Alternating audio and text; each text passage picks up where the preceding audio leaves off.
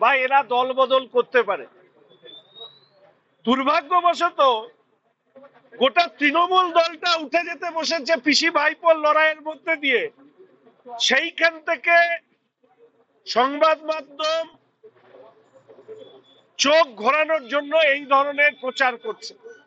কোথাকার কোন ছিন্নমূল নেতা যারা খায় না মাথায় দেয়, তাদের বিবৃতি নিয়ে এসে তারা দাবি করছে যে অমুক অমুকরা তারা যেতে পারে। কারা, কে, কোথা থেকে খবর পেলেন, কে আপনাদেরকে দিলেন? ছিন্নমূল নেতার তার নিজেদেরই স্ট্যাটাস নেই, তারা অন্য দলের জনপ্রতিনিধি, নির্বাচিত জনপ্রতিনিধিদের নিয়ে খবর করছেন। আমরা জনতা পার্টির উত্তরবঙ্গ দক্ষিণবঙ্গের বিধায়করা, তাদের বিক্রি হবার কোনো জায়গা নেই। এবং উত্তরবঙ্গের ক্ষেত্রে বলে রাখি যে উত্তরবঙ্গের একজন বিধায়ক তৃণমূল কংগ্রেসে গিয়ে পরবর্তীকালে তিনি সেই দলের মধ্যেকার দমবন্ধকর পরিস্থিতির কারণে তিনি নিজে আবার ফিরে চলে আসেন। ফলে স্বাভাবিকভাবেই রাজ্যের প্রধানতম ইস্যুগুলোর থেকে চোখ সরাতে এবং ধারাবাহিকভাবে হিন্দুদের প্রতি যে আক্রমণ, সেই আক্রমণ থেকে, এবং আজকে রাজ্যে যে নৈরাজ্য চলছে সেই নৈরাজ্যের খবরের বদলে এই ধরনের বিভ্রান্তিকর প্রচার যারা করবেন তাদের বিরুদ্ধে আমরা মামলা দায়ের করব।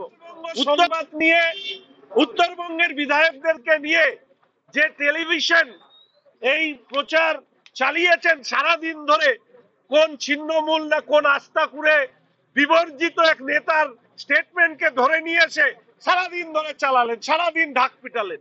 আরে ওই দলে ওই নেতারই স্থান নেই। স্বল্প মূল্যে কিনতে চান পুরাতন হাই কোয়ালিটির ফোন, বা বেশি দামে বিক্রয় করতে চান নিজের পুরনো মোবাইল, কিন্তু কোথায় কিভাবে তা করবেন বুঝতে পারছেন না? এবার চিন্তার ভাঁজ কপাল থেকে সরিয়ে ফেলুন। Dum Dum 76/A Jaipur road Gangotri apartment mobile plaza এনেছে আপনাদের জন্য দুর্দান্ত অফার, যেখানে খুব সহজেই আপনারা পুরনো ফোন ক্রয় এবং বিক্রয় করতে পারবেন। তাই আর দেরি না করে চলে আসুন আমাদের স্টোরে। যোগাযোগ করুন 8479084750 এবং 8479084780। নেতার এত বড় ক্ষমতা হয়ে গেল যে ভারতীয় জনতা পার্টির বিধায়কদের সম্পর্কে তিনি এই ধরনের মন্তব্য করেন। আরে উত্তরবঙ্গের তৃণমূল কংগ্রেসের বিধায়কদের মেরুদণ্ড বলে কিছু নেই, ওদের প্রত্যেকের মুখে সেলো টেপ লাগানো আছে। ওরা ভোটে জিতে ওরা হচ্ছে কালীঘাট আর ক্যামাক স্ট্রিটের তোষামতকারী, চাটুকারিতা এইগুলো করে। ফলে উত্তরবঙ্গের এই ধরনের তৃণমূল কংগ্রেসের ছিন্নমূল নেতা, আস্তাকুড়ে বিবর্জিত নেতাদের খবর দিয়ে টিভি বা অন্যান্য যারা সংবাদ গরম করছেন তাদেরকে বলি, আজকে আমার সাথে সৌরনীল আছে, আমরা কলকাতা হাইকোর্টে এই চ্যানেলের বিরুদ্ধে মামলা দায়ের করছি। সমস্ত বিধায়করা এই টেলিভিশন চ্যানেল, তার বিরুদ্ধে আমরা মামলা দায়ের করছি, এবং তার সাথে সাথে আরেকটি বিখ্যাত পত্রিকা, তার অনলাইন যে মাধ্যম, সেই অনলাইন মাধ্যমের বিরুদ্ধেও আমরা মামলা দায়ের করছি। এইটুকু আমার প্রাথমিকভাবে বলার। এরপরে আপনাদের কোনো প্রশ্ন থাকলে আমি নিতে পারি। কিছু হিন্দু ধর্মনিরপেক্ষ লোক দেখা যায় যাদের কানে তালা দেওয়া থাকে। যখন হুমায়ুন কবির বলে 30% হিন্দু কেটে ভাসিয়ে দেব, ওরা তখন অন্যদিকে রবীন্দ্রনাথের গান শোনে। যখন ফিরহাদ হাকিম বলে মিনি পাকিস্তান বানাবো, ওরা তখন কি বিসমিল্লাহর কি সুর শুনতে থাকে। এরা অত্যন্ত ভালো।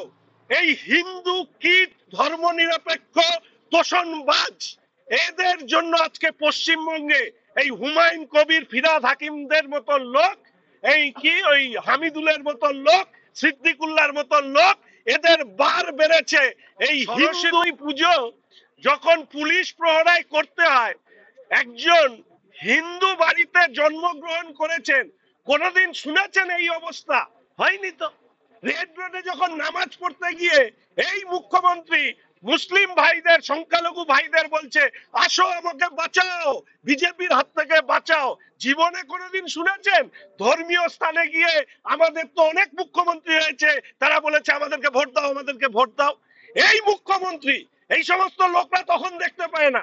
যখন ইমাম ভাতা তৈরি করেছিল তখন কতজন নাম রাস্তায় নেমেছিল ধর্মের নামে এই ভাতা তৈরি করা, আসলে ধর্মের তোষণদারি। আজকে পশ্চিমবঙ্গে জন্মসূত্রে মুসলিম অথচ ক্রিমিনাল অপরাধে অভিযুক্ত তাদেরকে নেতা বানিয়েছে মমতা ব্যানার্জি।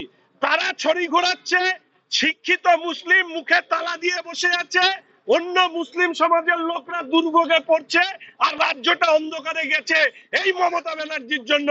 তাই ক্ষমা নয়, মমতা ব্যানার্জির বিসর্জনই হচ্ছে এই রাজ্যের পুনরুদ্ধারের একমাত্র রাস্তা। আপনাদেরকে শুধু এইটুকু বলতে পারি, এই রাজ্যের মুখ্যমন্ত্রী হচ্ছে সব থেকে বড় ভাওতাবাজ মুখ্যমন্ত্রী।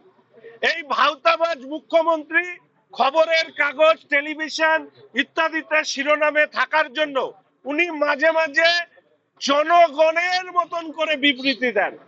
উনি মাঝে মাঝে, এই মুখ্যমন্ত্রী এখানে যতগুলো টেলিভিশনের ক্যামেরা আছে বড় বড় করে এই প্রেস কনফারেন্স দেখিয়েছিল যে মাটিগাড়া, কাওয়াখালী, গজলডোবা থেকে শুরু করে নকশালবাড়ি, খড়িবাড়ি, একরের পর একর জমি, সরকারি জমি দখল করে তৃণমূলের নেতারা ব্যবসা ফেঁদেছে।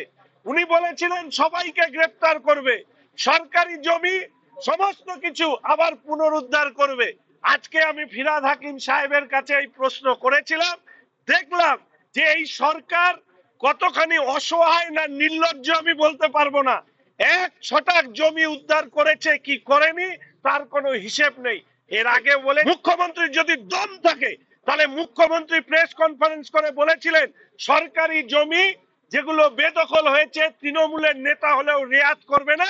আজকে সরকার শ্বেতপত্র প্রকাশ করে জানান কত জমি উদ্ধার হয়েছে, কত বেদখল হয়েছে, আর কোন কোন তৃণমূলের নেতারা গারদে পড়ছে, এটা আপনাদেরকে জানানো মুখ্যমন্ত্রীর কাছে করা উচিত।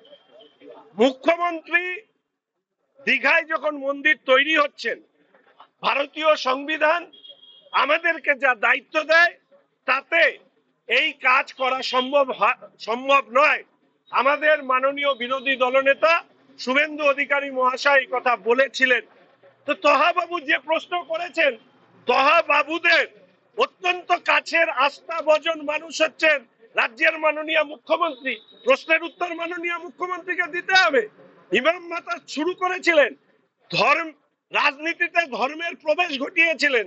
আজকে এই প্রশ্নগুলো এড়িয়ে যাবেন কি করে? এরকম হাজারো প্রশ্নের উত্তর আপনাকে এই সাম্প্রতিক কালেই আপনাকে দিতে হবে।